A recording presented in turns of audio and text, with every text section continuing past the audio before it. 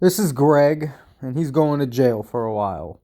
You probably heard by now, Beckett, owner of multiple companies, is going to jail for actually many reasons. The one reason you've heard is fraud. Greg knows people in high places for sure, but he's attempted to manipulate regulatory oversight for personal gain, and I'm sure this didn't just start happening.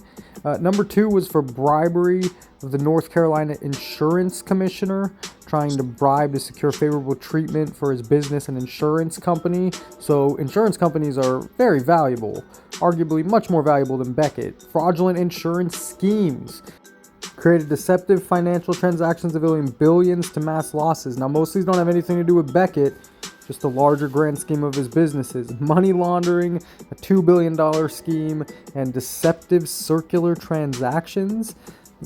Interesting stuff, but he sounds, he pleaded guilty. Sounds like he's going to jail between 5, 10, maybe 15 years. I think on one charge it was up to a 10-year sentence, on another charge up to a 5-year sentence. And it's just crazy because growing up for most of us, depending your age, if you're 30 years old or older, 30 plus, Beckett was the thing in the 90s, in the 80s when it came out.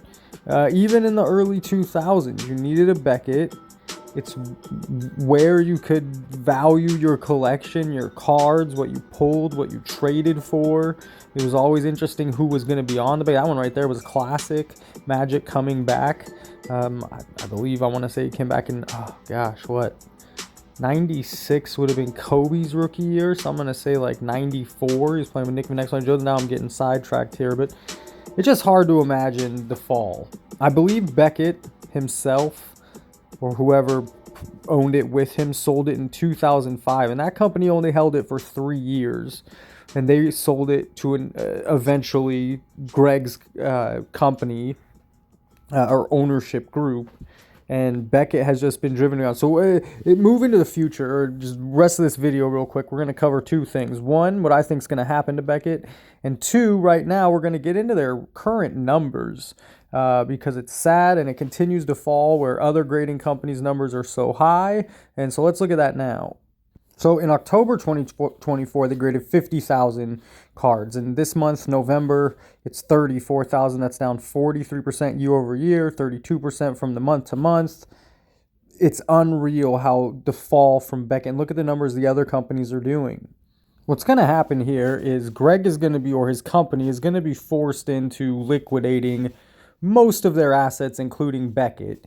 And with Beckett's numbers continuing to drop month over month, year over year, it just makes the acquisition that much. No one's going to be paying a ton of money. I mean, is there going to be I don't think there'll be like an auction to see how much it goes for. And plus the business is so bad. Look what you're taking on. However, there are companies out there, I think, that would be interested in purchasing a Beckett. And I'm not talking the magazine, but before we do that, Simon, 444, I believe, thought his video on this subject was pretty good. So I'm going to take a 30 to 60 second clip of his, and then I'll tell you what my final thoughts are. The insurance companies controlled by Lindbergh were placed into rehabilitation or liquidation, i.e., they went bankrupt.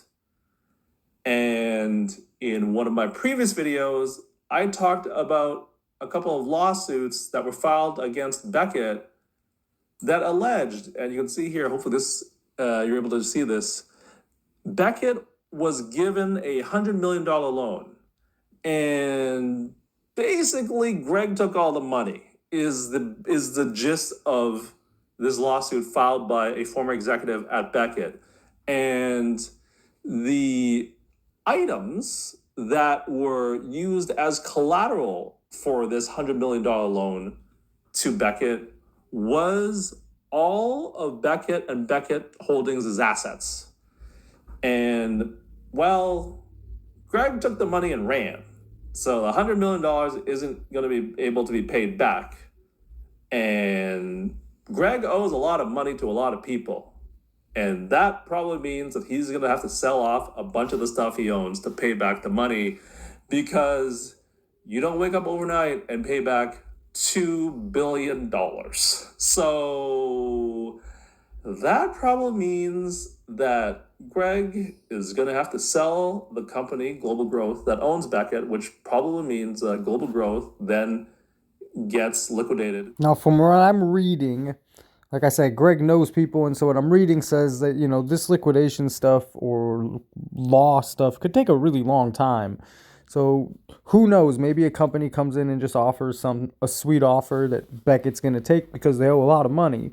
And so here are some companies on the top of my list that I could see having some interest. And we'll start with eBay. eBay sells thousands, if not millions, of cards on a monthly or yearly basis. It would make sense for them. I know they have a deal with grading companies, but why not own their own in Beckett? Next, GameStop has been expanding. They're now you could send in orders to PSA. It's a business that continues to evolve their business model. And so maybe you see them trying to go after Beckett.